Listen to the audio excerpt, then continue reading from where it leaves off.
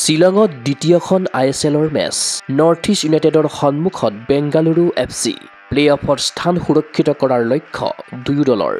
শ্বিলঙৰ জৱাহৰলাল নেহৰু ষ্টেডিয়ামত শুক্ৰবাৰে অনুষ্ঠিত হ'ব ISLৰ এখন হাই ভল্টেজ মেচ।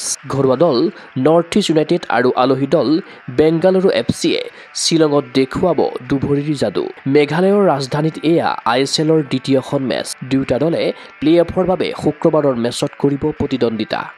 নৰ্থ ইষ্ট ইউনাইটেডে 21খন খেলত 32 পইণ্ট লাভ কৰি চতুৰ্থ স্থানত আছে।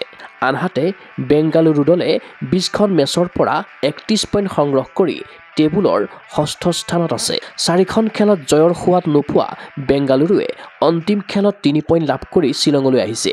আনহাতে মেঘালয়ৰ দ্বিতীয় ঘৰত নৰ্থ ইষ্ট ইউনাইটেড FCয়ে প্ৰথম মেচত মুম্বাই চিটিৰ বিৰুদ্ধে পৰাস্ত হৈছিল যদিও যোৱা মেচত জামছেদপুৰ FCক হৰুৱাই আত্মবিশ্বাসেৰে শুক্ৰবাৰৰ মেচলৈ সাজু হৈছে। ISLত পূৰ্বে দুয়োটা দলে 17 বাৰকৈ খেলিছে।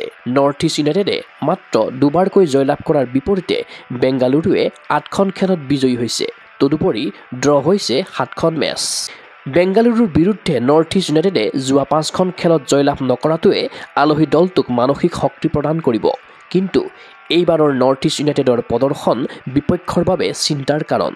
লীগৰ বাকী থকা মেচত দলক সামূহিকভাৱে ডিফেণ্ড কৰিবলৈ নিৰ্দেশনা দিয়াৰ কথা সংবাদমেলত উল্লেখ কৰে নৰ্থ ইষ্ট ইউনাইটেডৰ মুখ্য প্ৰশিক্ষক জোৱান ব্ৰেডবেনালীয়ে। তেওঁ কয় এনেদৰে, আমি ভালদৰে ডিফেণ্ড কৰাটো প্ৰয়োজন, কাৰণ আমি এটা শক্তিশালী দলৰ বিৰুদ্ধে শুক্ৰবাৰে খেলিম। তেওঁলোকৰ সকলো খেলুৱৈ আমাৰ বাবে বিপজ্জনক আৰু আমি সেইটোৰ যত্ন লোৱাটো প্ৰয়োজন। ইফালে বেংগালুৰু দলৰ মুখ্য প্ৰশিক্ষক জেৰাড জাৰাগোজাই সংবাদমেলত কয় এনেদৰে, জানুৱাৰী মাহত আমাৰ ফলাফল ভাল নাছিল। লীগত আমি ধাৰাবাহিক নাছিলো। আমি যদিও যোৱা খেলত আমাৰ প্ৰদৰ্শন ভাল কৰিলো, কিন্তু কাম এতিয়াও বাকী আছে। প্লে-অফত উপনীত হ'বলৈ আমি সেইধৰণে খেলিব লাগিব।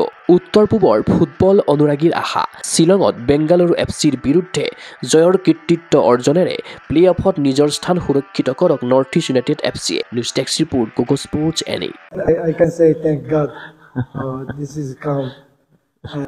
Next team, I can't score every game. Last game, give me gift. It's easy after give 4 team penalty. So team helped me. So alhamdulillah, I pressure all player in my team. Thank God for me. Work hard, always play.